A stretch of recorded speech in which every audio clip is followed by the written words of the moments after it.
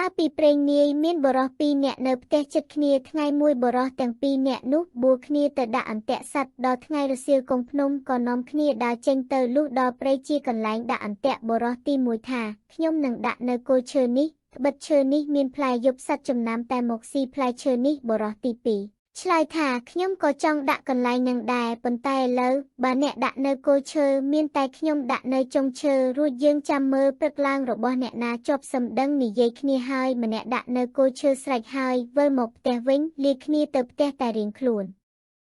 ឯអ្នកដាក់អន្ទាក់នៅចុងឈើនោះលុះវិលមកដល់ផ្ទះហើយយប់នោះគិតគ្នាពីរអ្នកប្តីប្រពន្ធថាតាំងពីដូនតាមកមិនដែលលើថាអ្នកឯណាដាក់អន្ទាក់លើចុងឈើឲ្យជាប់សត្វជើង4ដែលដើរនៅលើដីទេឥឡូវនេះអញដាក់នៅលើចុងឈើតើធ្វើម្ដេចនឹងបានសត្វ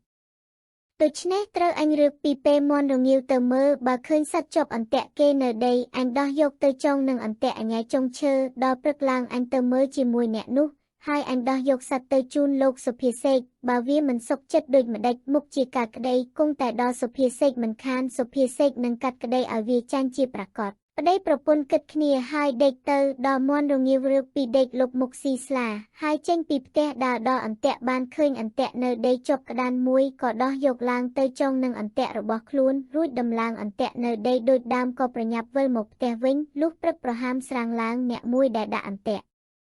នៅដីមកស្រែកហៅឲ្យទៅមើលអន្ទាក់អ្នកមួយឆ្លើយថាគុំរលះរលាំងធ្វើអន្ទាក់ខ្ញុំមិនសង្ឃឹមទេត្បិតនៅលើចុងឈើក្រែងតែអន្ទាក់អ្នកនៅដីនោះខ្ញុំមិនហ៊ានថាបើបានចែកគ្នាស៊ីផងពាក្យនេះជាពាក្យចំអកឲ្យអ្នកមួយត្បិតដឹងការមុនហើយអ្នកទាំងពីរនិយាយហើយចុះពីផ្ទះដើរចេញទៅលុះដើរទៅដល់មិនឃើញអន្ទាក់នៅដីជាប់សត្វឃើញតែអន្ទាក់នៅលើចុងឈើជាប់វិញចៅដែលជាម្ចាស់អន្ទាក់នៅចុងឈើថាមើលចុះមិនជឿខ្ញុំថាកុំដាក់នៅគល់ឲ្យដាក់នៅចុងឥឡូវមើលរបស់អ្នកណាជាប់ហាក់ហើយឡើងទៅដោះយកសត្វចុះមកនាំគ្នាវិលមកផ្ទះវិញក៏លេគ្នាទៅផ្ទះដែរលូនទៅឯចៅដែលបានក្តានក៏ប្រញាប់យកទៅជូនសុភាសេកហើយជម្រាបថាខ្ញុំហើយនឹងចៅមួយនោះទៅដាក់អន្ទាក់ផងគ្នាខ្ញុំដាក់នៅចុងឈើអ្នកមួយនោះដាក់នៅគល់ឈើខ្ញុំនេះជាមនុស្សវាក្តីនេះគង់តែមកដល់លោកដូច្នេះតាមតែលោកមេដារកសេចក្តីយ៉ាងណាឲ្យតែក្តីខ្ញុំឈ្នះវាចុះខ្ញុំនឹងដឹងគុណលោកទៅថ្ងៃមុខសុភាសេកបានសាច់ក្តានហើយឆ្លើយថាឯងទៅរកស្លាមលំឲ្យឆាប់ឲ្យទាន់ព្រឹកនេះបើវាមកប្តឹងអញបង្កប់អីចឹងដែរបើវាមកមិនទាន់អញនឹងកាត់សេចក្តីឲ្យវាចាញ់បានដោយងាយឯងប្រញាប់ទៅចុះឯអ្នកដែលដាក់អន្ទាក់លើគល់ឈើលុះវិលមកផ្ទះហើយដង្ហើមតូចដង្ហើមធំមិនសុខចិត្តក៏យកសេចក្តីទៅប្តឹងសុភាសេកក៏បង្កប់សេចក្តីដូចបង្កប់ចៅមុនលុះព្រឹកឡើងអ្នកដែលដាក់អន្ទាក់នៅលើចុងឈើក៏យកអីវ៉ាន់ទៅដល់មុនឯអ្នកដែលដាក់អន្ទាក់នៅដីដោយខ្លួនជាអ្នកក្រលំបាកតោកយ៉ាកដើររកទិញអីវ៉ាន់ពុំទាន់ភ័យក្រែងខ្លួនចាញ់គេហើយគេយកទោសផងក៏រត់ពីភូមិមួយទៅភូមិមួយបានជួបនឹងសុភាទន្សាយសួរថាមានដំណើរអីបានជារត់ដូច្នេះឈប់សិនចៅនោះឆ្លើយថាលោកឲ្យអាណិតដោះទុកខ្ញុំផងត្បិតខ្ញុំហើយនឹងអ្នកមួយទៅដាក់អន្ទាក់ផងគ្នាខ្ញុំដាក់នៅគល់ឈើគេដាក់នៅចុងឈើព្រឹកឡើងទៅមើលពុំឃើញអន្ទាក់នៅដីជាប់សត្វឃើញតែអន្ទាក់នៅចុងឈើជាប់ក្តានមួយខ្ញុំមិនសុខចិត្តបានយកសេចក្តីទៅប្តឹងសុភាសេកគេថាអ្នកណាយកអីវ៉ាន់ទៅដល់មុនអ្នកនោះឈ្នះហេតុនេះបានជាខ្ញុំភ័យឥឡូវគេទៅដល់មុនខ្ញុំហើយដូច្នេះតាមតែលោកអាណិតខ្ញុំផងសុភាទន្សាយឆ្លើយថាហើយ